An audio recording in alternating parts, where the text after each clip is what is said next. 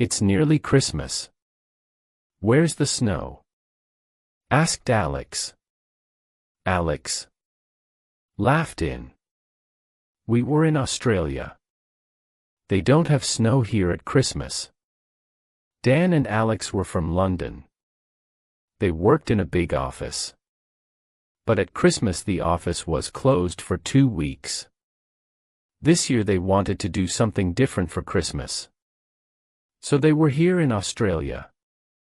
When they arrived they got a car at the airport and drove for miles across the country towards Alice Springs. In the evenings they stopped at small hotels. There were no cars on the roads and they saw no houses or people in the country. It was very hot. This is going to be a strange Christmas for us. No snow. No Christmas tree. Oh, big wire, Alex. We're going to have a wonderful time. It's going to be different. That's all, said Dan. It was their third day. They left their hotel early that morning. But the sun was soon hot. Suddenly Dan called out, "Look, Alex, a kangaroo." The strange animal jumped across the road and disappeared. Then everything was quiet again. They drove for 2 hours. Then they stopped and ate some sandwiches and drank some water.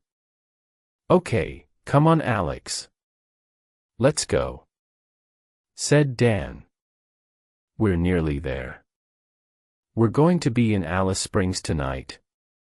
But when Dan turned the key, nothing happened. The car didn't move. "What's the matter, Dan? Is the car okay?" "I don't know. Let's look at the engine." They got out and looked at the engine. "Everything looks okay to me," said Dan. "I don't understand.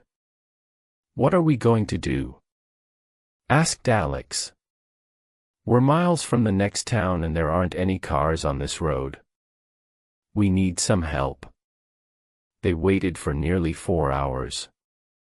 The sun was much hotter now. Alex and Dan sat on the road next to the car. They were scared. They didn't have much to eat and they didn't have much water. They needed help. Soon. Dan was asleep. "Wake up, Dan. Somebody's coming," called Alex. It was true. A car appeared on the road and came towards them. Dan jumped up with Alex. "Stop! Stop!" they cried. The car stopped and a young man got out. He was about 19 years old. Tall and he had long brown hair. "Hello," he said. "Do you need help with your car?" "Yes, please." "Do you know about engines?" The young man looked at the engine. "Ah, yes. You need a garage. There's one in the next town. I can take you there." Dan and Alex got into the back of the young man's car. "Were you there for a long time?" he asked. "About 4 hours. We were very happy to see you.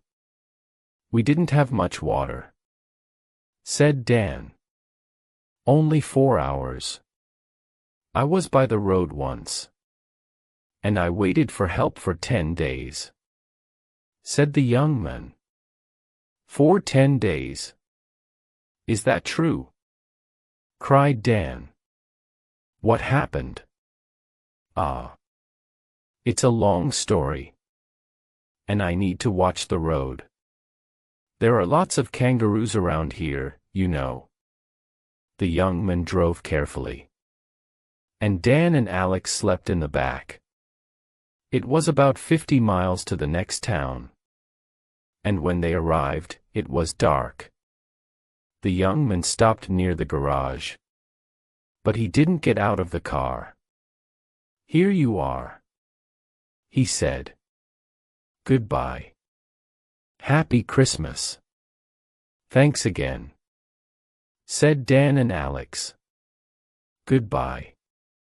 The car soon disappeared. The man in the garage talked to Dan. It's like now. But I can go with you tomorrow to your car. Tonight, you can stay in the hotel. Dan and Alex went to the small hotel. They asked the woman there for a room. She gave them a key. But she didn't smile. She had a very sad face. They went to their room. The people here aren't very happy, said Alex. It's nearly Christmas. But nobody's getting ready for it. Yes, it's strange, said Dan. But that young man with the car was nice.